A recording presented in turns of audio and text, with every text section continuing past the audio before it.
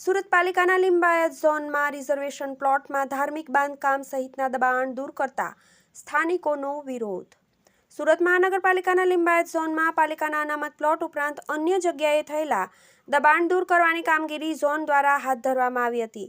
પાલિકાના shelter હોમના reservation plot પર સ્થાનિકો દ્વારા મંદિર બનાવી દેવાયું હતું, જેને દૂર કરવાની કામગીરી વખતે સ્થાનિકોએ વિરોધ કર્યો હતો, પરંતુ પોલીસ બંદોબસ્ત સાથે પાલિકાએ લોકોના વિરોધ વચ્ચે ડિમોલિશનની કામગીરી પૂરી કરી હતી. આ ઉપરાંત અન્ય એક રહેણાંક વિસ્તારમાં ઢોરનો તબેલો બનાવવામાં આવ્યો હતો, તેને પણ દૂર કરવાની કામગીરી કરવામાં આવી હતી.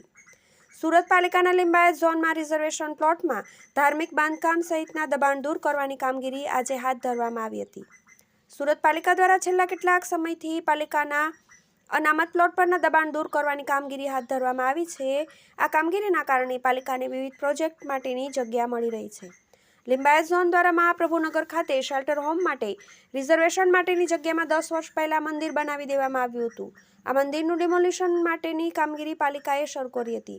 આ કામગીરીમાં વિરોધ થાય તેવી શક્યતા હોવાથી પાલિકાએ પોલીસ બંદોબસ્ત રાખ્યો હતો. પાલિકાએ લિંબાયત ઝોનના મહાપ્રભુનગર ખાતે શેલ્ટર હોમ માટેની જગ્યામાં બનેલા મંદિરમાં ડિમોલિશન માટેની પાલિકાની ટીમ ગઈ ત્યારે સ્થાનિકો દ્વારા ભારે વિરોધ કરવામાં આવ્યો હતો.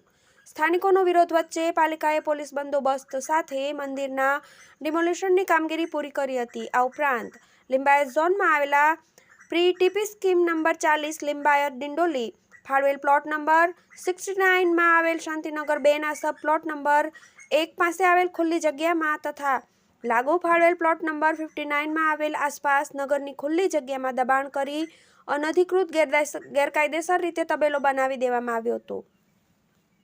આ તબેલાનો શેડ અંદાજિત 600 ચોરસ ફૂટ બાંધકામ દૂર કરી અને તબેલાનું ન્યુસન્સ દૂર કરવામાં આવ્યું હતું. TV18 ન્યૂઝ ચેતનભાઈ જે બુંદેલા, સુરત.